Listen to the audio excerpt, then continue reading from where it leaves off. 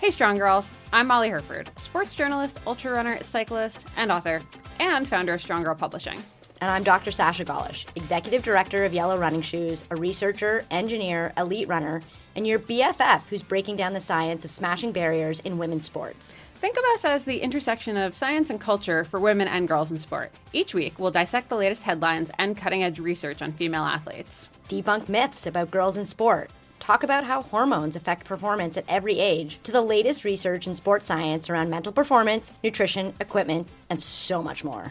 And we'll spotlight badass girls and women who are rewriting the rules of the game, sometimes literally. Expect it to be nerdy. And occasionally TMI. But it will always be honest. Whether you're a strong girl yourself or you're raising one, this show is for you. Welcome to Strong Girl Talk, where sports science meets sisterhood. Sasha, so good to see you. Molly, great to talk to you. I'm so sad we're not doing this in person because Canada. It's a little too snowy for us to get to be in person for our first episode all about representation matters, inspiring the next generation of women and girls in sport. I'm so excited about that and just this podcast in general. And I'm going to pre-apologize because I am already like fully on in like host mode because hosting podcasts is what I do. But we are co-hosts here, Sasha. We are co-hosts. But thank goodness that you're like this. Like, I'm the science engineering nerd in the background. He's like, okay, well, I'm excited to do this. I kind of don't know what to do. So can I just like follow your lead? Yes, would be the answer. So for those of you who don't know us, hi, everyone. I'm Molly Herford. I'm the founder of Strong Girl Publishing, the co-host of the Consummate Athlete podcast, the author of way too many books to list out here because we are trying to keep these episodes to sitcom length, and now co-host of Strong Girl Talk, where we are talking about all things about the intersection of women and girls in sport, culture, as well as research. We are talking about everything on this show. Everything. And I'm like, just admit, I'm like, I full on have imposter syndrome right now. I'm like, hi, I'm Dr. Sasha Golish, but I'm Dr. Sasha Golish. I'm a researcher, I'm an engineer, I'm a coach, I'm an athlete. And I've always just had this passion for math and science, and not just like rote rehearsal of like how many equations can you do in the next minute, but how does it actually apply to life? And, you know, thinking about the science in a way that's meaningful, and also thinking about the science when it's not meaningful and like throwing it in the garbage and being like, that's not for me. And you know what? This doesn't work in my life. And so I'm so excited for these conversations with you. Oh my gosh. Yeah, this is amazing. This is a long time coming. We've known each other for a very long time, and oddly enough, hadn't met for like way too long. I know. And then I think it was like the day we met, we were both just like, podcast. Okay. This is let's what's do this. happening. Obviously. Yeah. And it took us a couple months to kind of get the wheels turning, but we are now here. And obviously perfect timing. We're launching this on International Women's Day because, you know, we just feel like this is, while there are some amazing podcasts in this space already, there are not enough podcasts in this space. So we are here to, you know, just kind of get all of the messages out about, girls and women in sport. And we decided, because this year's theme for International Women's Day is for all women and girls, rights, equality, empowerment. It's also hashtag accelerate action, which love that. Yeah, right? So good. A lot of that comes down to role models, especially when it comes to getting girls into sport. This is something that is part of why I wanted to start Strong Girl Publishing in the first place, was to give a lot of those role models actual, you know, voices and have them, you know, putting their stories in their books out. And, you know, whether or not you're reading our books or you're just, you know, watching women's soccer or women's track and field or women's cycling or any of those things, like there are so many role models out there now, and this is very new. Yeah.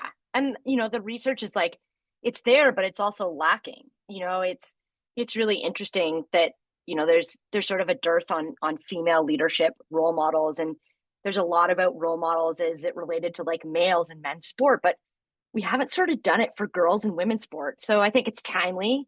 And I think that like the themes this year are great. I think the United Nations continues, you know, to push for women's equity and women's equality. And it's, you know, sort of this like top down, bottom up approach, which was like, when I met you, I was like, oh, Oh yeah, we got to get together. We got something powerful here. Exactly. Okay, so as we said, we could go on about role models for like hours, but we are trying to keep to sitcom length here. So let's maybe start though with Sasha. Growing up and like getting into sport, who were your role models? I mean, I'd be a terrible daughter if I didn't say my mom. And everyone's like, well, that's like, but everybody says their mom. But I had this Oh no, unbelievable mother. I'm about to be a really bad daughter. That's okay. There's forgiveness, right? What's the best thing you can do? Self compassion and compassion to others, forgiveness. But my mom's this like really special human. I part of the reason we're delayed recording this is I'm back from 2 alpine ski trips with her. Right, my mom's 70, and I can still go like crush the mountains with her. And growing up, she had this really big job. I watched her smash glass ceilings, in the professional world, and running was always her outlet. And she invited me in. And fitness and sport and physical activity was always such an important part of her life. And I think what was really special about her being a role model was the relationship too that she had with my dad, in terms of like role modeling that way, where it wasn't just that my dad gave her permission to do it, but that they still have such a strong relationship where she can say like, you know what, hey, I just need some help here so I can prioritize this. And so she's on this like continuous quest of like self improvement. And for her, it was really through sport. And she introduced me to running, and I became a pro runner. She was the one who like gave me permission when I was in engineering to leave engineering and become a pro runner. She's someone so special. And we moved from like mother daughter relationship to my mom's one of my best friends, Oh, Molly. I love that. I love that. Um, and I mean, I will say, my mother, amazing woman. However, and like she fully encouraged me on the writing side of things, which obviously, anyone that knows me, that is the biggest part of my life. Like I came to sport much later, which I'll get to in my role model thing here, but yeah, she definitely, to give her credit, she never pushed me into sport in a way that would have made sport even less interesting to me. Yeah. The story I always tell about her is like she did try to sign me up for like t-ball when I was 5 or 6, and she took me and told the coach that I was really shy and kind of like nervous about being there. And he did what he could. He was like, "Oh, good. She'll don't worry. She'll like be my special helper today." Which, if you're a shy kid, that is the worst thing you can do. So, coaches, just let the shy kids just kind of interact on their own terms. Pro tip. But she, as the story goes, I just stood there and sobbed until she had to come Oh, pick me up. But she did come pick me up and never made me go okay. back. Um, That's love. That's it, love right there. That's and feeling seen, right? Role models make you feel seen. exactly. But yeah, I mean, to that point, when I was younger, I didn't really see any of those role models, and certainly they existed in the mid '90s, early aughts, when I would have been like kind of coming into the young adult years and everything. However, I was pointedly not aware of them. I was a very bookwormy, nerdy, punk rocky kid, so I just did not interact with any of those role models. I'm thinking of like the Nancy Kerrigan, Tara Lipinski. Those were very trendy when I was younger, and my sister was Yeah. very into them as probably role models, you could say, but I had no time for it. Not interested. Um, so to be honest, like I think part of the reason that I never got into sport was because there was only that like one type of athletic role model as we Yeah. were as we were coming up, where it was like they were athletes, period. They did not Yeah. have personality outside of sport. Like right now, you look at like a Sha'Carri Richardson, like, oh my God, Oh, personality for days. And to right. me, that is where I start seeing role models, where it's like, oh, athlete plus XYZ personality traits. So and in ultra running, which is my sport, there are now so many ultra running women who are also like very punk rock. They all have tattoos, they're all super cool, they're on Instagram doing amazing stuff, and that I think makes me feel very seen, because it's the combination of like all of my interests in kind of this like different way that just was not available to us when we were younger, because everything was very bucketed, siloed, however you want to say it. Yeah. Yeah. Very, very Breakfast Club, right? Like you could be the princess or the jock Yeah. or Yeah. the Yeah. the rebel or whatever. Yeah. Okay. So it's interesting because like outside of my family, my role models were in that high performance athlete. So it's a true story. I really wanted to be an Alpine World Cup alpine ski racer, but I was born into a middle distance and long distance body. But I remember, the Edith Rosas, the Kate Pace Lindsays, all those like incredible women who were representing Canada on the world stage. And, like back in the day of the VCR where you had to like set the timer to like get it to record when CBC was running the World Cup alpine ski races. And so like I'd record those and then watch them. But that's all that was available to us. And we didn't know what they had outside of life. And, I'd be remiss to not mention Allison Forsyth. Hilariously met her this year and walked up and was like, my 12-year-old self would be so upset if I didn't tell you what a fangirl I was. Right. Just, knowing now what she was going through. And, I think back to, the way my life kind of played out in terms of role models. And I only saw them unidimensionally. Right. And what Allison Forsyth went through, right? With, like, we're just going to say it, right? With the grooming and sexual maltreatment, right? Like, let's not pretend it didn't happen. And just to know the resilience, the strength, the beauty of that human and what she went through. And, now we're telling more of those stories and we're telling these intersectional identity stories about these role models. But, that didn't exist. And, I think those stories still helped shape who I am today in terms of how I grew into becoming a high performance athlete much later in life. I think that was a strength for me to bring forward. But, it's just been so cool to see the changing dynamic and the changing stories of who these role models are for girls in sport. And, Caitlin Clark, right? Like I loved when, she was talking about starting in the WNBA and she was like, well, I'm a role model for young boys too. And for too long, we keep saying the story of like, oh, it's great to see, women in high performance sport so that they can be role models for young girls. But actually, they're role models for everybody. 100%. Yes. Right. Yeah, exactly. And, to me, that comes back to that empowerment piece of this year's theme for International Women's Day, right? Like, I Right. think you're exactly right. Like, it's very annoying when we kind of make this assumption that men role models can be role models for everyone, but women who are role models can only be role models for women, right? Like, how many women, when they're giving talks and stuff, talk about like Steve Jobs being a role model, right? Right. But you never hear men out there being like, Martha Stewart is my role model. And by the way, they should because phenomenal. Right. Phenomenal. Yeah. Talk about resilience. Also, talk about some great recipes. We'll talk about that another day. Yeah, exactly. Exactly. And we're gonna get there for sure.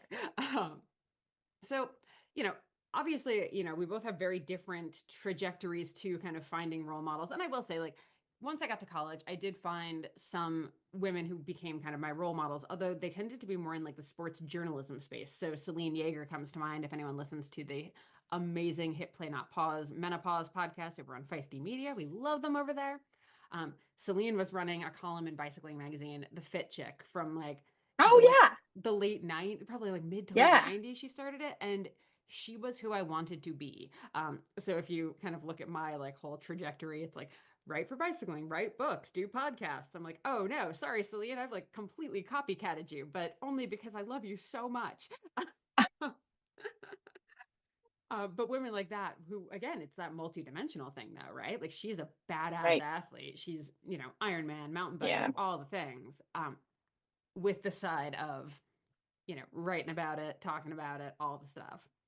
Um, so let's get into the science since we do have access to this doctor who can break down the all of the stats and everything.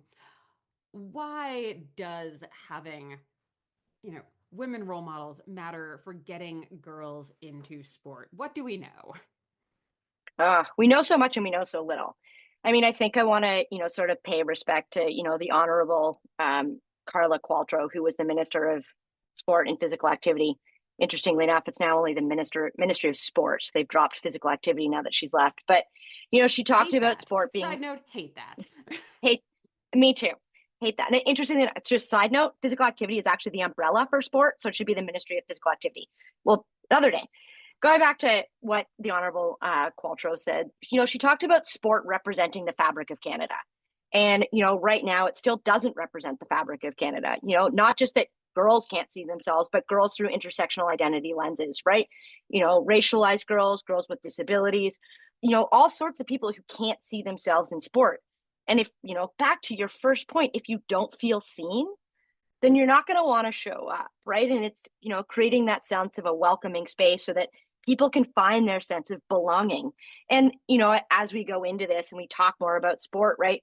It's not just that, we're not just talking about like high performance, super competitive sport, right? Like it really is that umbrella of physical activity and moving in a way that represents your body. And so, the research is showing us that for so long, particularly in sport, all we did was show these high performance athletes, and most of Canada and probably most of the world, given the way that other countries represent athletes as well, just didn't see themselves. And so we're really starting to change that narrative. I mean, what have you seen in the media about it? Oh, yeah. I mean, I think I want to come back to your point that you made that, you know, physical activity is about so much more than just, yeah, high performance and playing sports because, 99% of us do not have the genetics, the like time, the, you know, economic circumstances to be professional athletes, right? Like, Right. or the luck that goes into that. Um, so Right.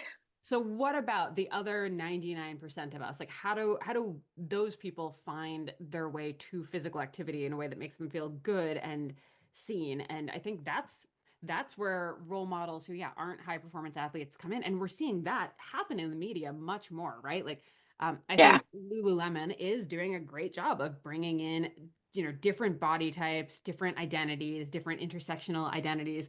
Um, so many really rad women who are now on posters and big, signs in their stores and everything. And that's, I mean, a small step in the right Yeah. direction.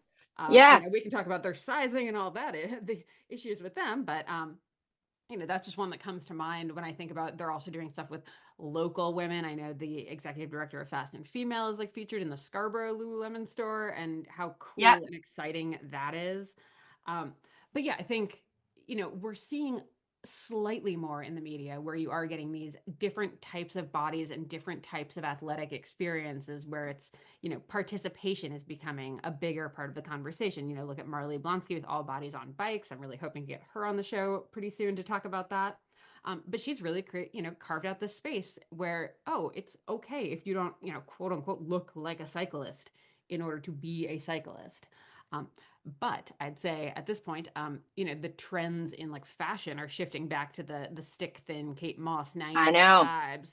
And unfortunately, that tends to be a weather vane for what you then see in kind of all of the downstream like fitness and, women's healthy type publications, right? So I would say we still have so much work to do in that space. A couple of years ago, it seemed like we were maybe trending in the right direction, and I really do fear that we are trending backwards into the thin is in side of things that I don't love. Well, and maybe that's where we can make a difference, right? Like, let's go back and talk about Fast and Female for a second, right? Like, back in 2007 or 2008, when I did my first, actually, it was earlier than that. I was still in engineering school.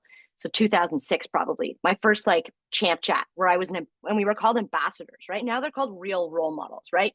The relatable, empowering, actionable leaders, I think it is.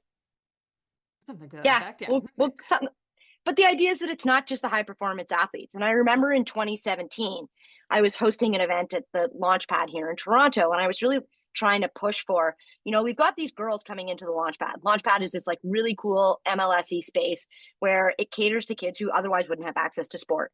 And it was really centered around girls who really don't have access to sport. And I was like, maybe they don't identify with high performance athletes. Like, can we push back and bring in? And so, anyways, I think that was sort of the genesis of the real role models program. Interestingly enough, actually, now that I say that out loud, that's when Gabby actually started to like move into her trajectory of becoming the executive director. So, Gabby, thank you for all your work. And Fast and Female works really closely with an organization called Canadian Women in Sport. And Canadian Women in Sport do a lot of work and a lot of research around what role models are and how to create media and how to create language around role models for everybody. And so I think if we think about it through this like this relatable idea, right, particularly like leaning into that R, is really looking at the fabric of the girls, not just here in Canada but in North America and globally, and really thinking about, okay, well, what are their needs? And how do we now make these role models relatable for them so that they see themselves? They don't have to see themselves. Some of them will see themselves on the top of the podium, right? Like, I want that girl to see themselves in Sha'Carri Richardson and like step up and bring that passion to track, because track sure needs it. We'll get that to that another day. Field's got a little more passion right now. But how do we get those like other voices that are like really impactful and really powerful? And so maybe it's spreading this word through Fast and Female, Canadian Women in Sport, like all of our channels, so that like we can actually impact change. And so when it comes from the top, we can say, hey, hold up, this isn't actually what you want. And so if you want to sell those stretchy pants, you're going to have to show some different people, right? Like, speak their language. I want to help you make money. And to do that, I need you to have other people feel seen. I feel like I always come back anytime I'm talking about women in sport, I always come back to the like economic argument of like, you can do this because it's right and it's what you should do, or you can do this to make money. It doesn't really matter Right. why you're doing it, but do it. Yeah. Yeah. Yeah, yeah. No, I love that. And I mean, kind of coming back to the girls who don't necessarily buy into, they don't see Caitlin Clark and see themselves in that. Like, that's why I wrote the Shred Girls books to begin with. Right. That's like the pilot books, or like the first series with Stronger Publishing. So it's about, picture Babysitters Club, but bikes, not babysitting. So it's way more interesting, way more fun. But book one is about a girl who has no interest in riding bikes and is, kind of like pulled into it a little bit reluctantly, and then, kind of finds her rhythm on the bike and finds where her joy is. And it's not in being high performance and competitive. For one of the Right. girls, that's what she loves. One of the girls is, more into like the, rough and tumble, like downhill mountain biking. And the other one is just into bikes are fun and I don't really care how fast I'm going. This is just like a cool way to hang out with my friends. And to me, like, even though the Shred Girls do not, like Lindsay, Allie, and Jen don't actually exist in real life, I do actually think that there is space for like even fictional role models for young girls, especially the ones who aren't naturally drawn to athletics. The reason I Yeah. wrote the Shred Girls is because bookworms could discover those books and maybe they think, you know what, I have this bike in the garage. Maybe I'll take it out for a ride. It sounded really cool in the book. So meeting Right. them where they're at and giving them that they get to see themselves. And I purposely kind of leave some of the descriptions pretty open ended because I want girls to kind of like put themselves in Jen and Allie and Lindsay's mindset. And I think, sometimes you see, kind of, you mentioned like born into a like middle distance Yeah. body, right? Like, there are girls who, and I include myself in this, that just aren't really born into a body where someone is like, "Ooh, you're going to be good at this sport." Right. Like, I was Right. very certainly not one of them.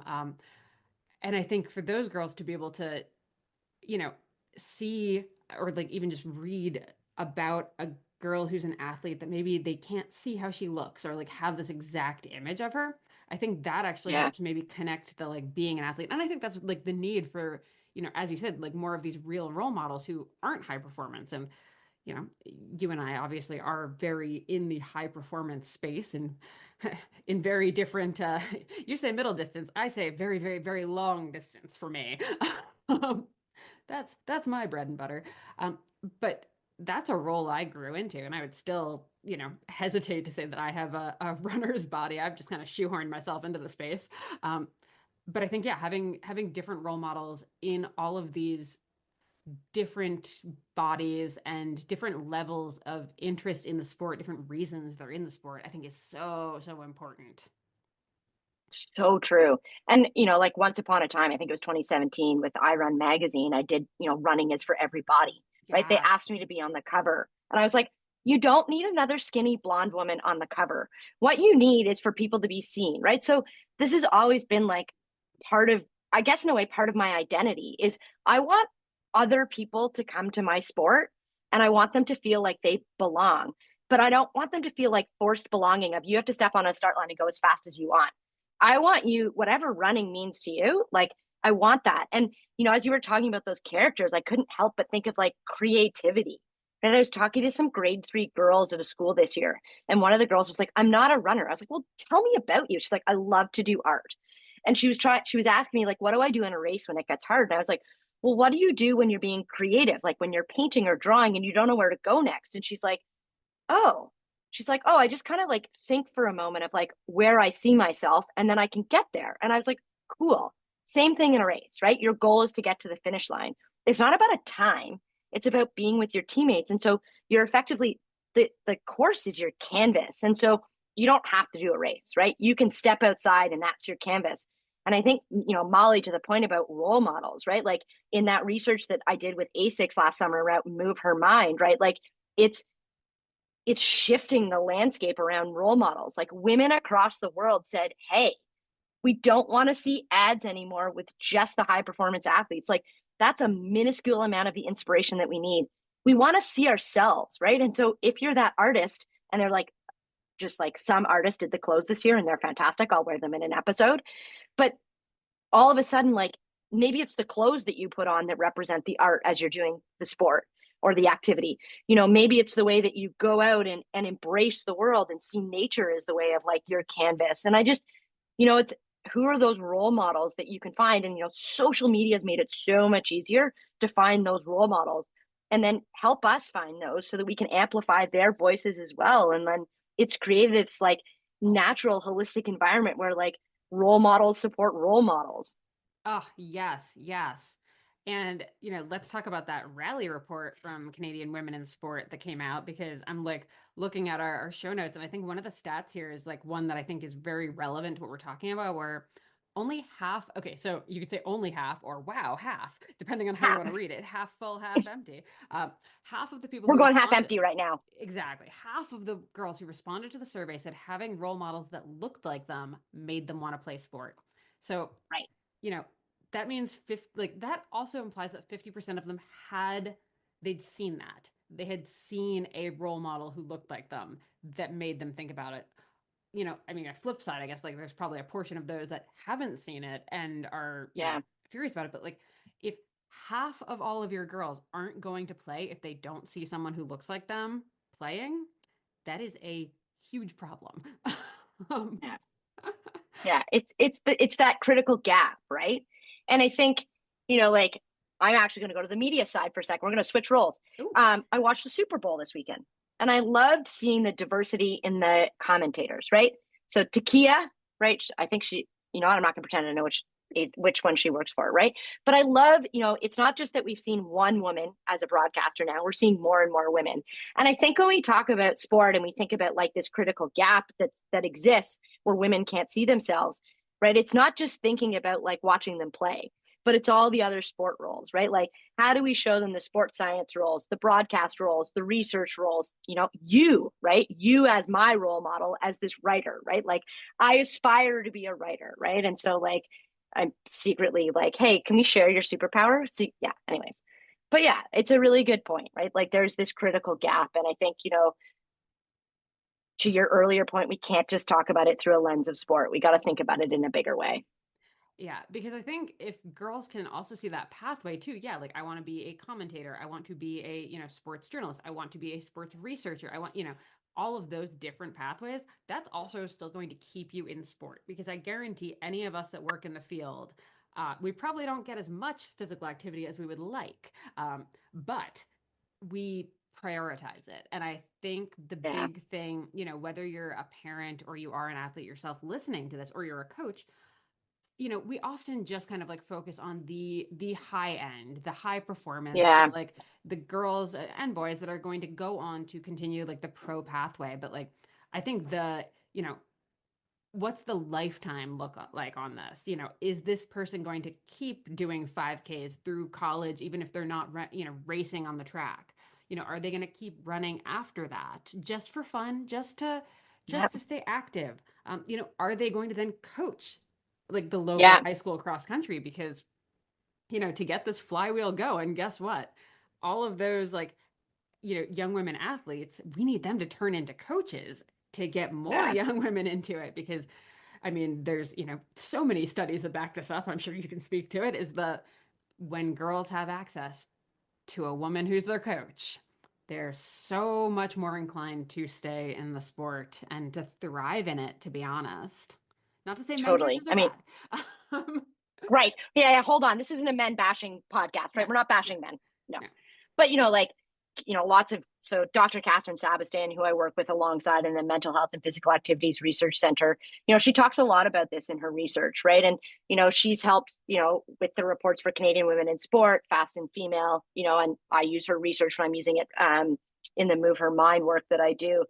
She really talks about that like critical role that coaches play, especially in a girl's like I don't want to say sports journey. I'm going to call it the physical activity journey, right? Like I want everybody to feel seen here, right? And so, and how we talk about those things. We're going to do a big body image deep dive at some point where Kathy Mm. really is like one of the leading experts, but we have to role model body image as well, right?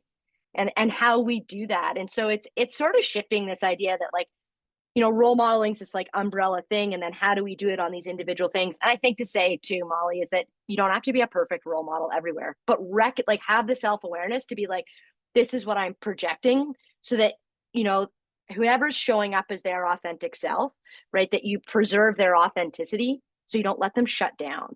And so if you start to notice that a young girl around you isn't identifying with something, like not to say like shut down the conversation, but just have a check-in with yourself and like how you're portraying yourself. And so that, you can continue to be a role model. And it's okay to have those like negative thoughts in your head, but, how do you find the silver linings? How do you change that conversation? And then I guess in effect, be a role model even to yourself.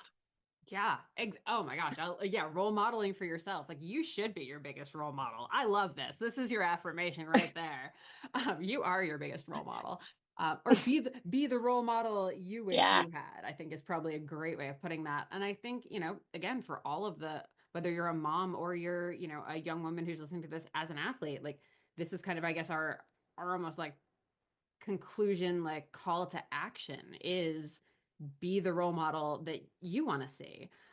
Show up like that. And I think, if you're a mom and you have, any like daughters, sons, whatever, like show up as that athlete, prioritizing your health. And it doesn't mean you have to be like out there like winning marathons. It means making the time to get that walk in when, it's a little hard, but showing your daughters that your physical health matters, right? I think that's so easy to Yeah. kind of forget about or back burner because there's like a billion other commitments, which I totally understand and can't Right. even fathom.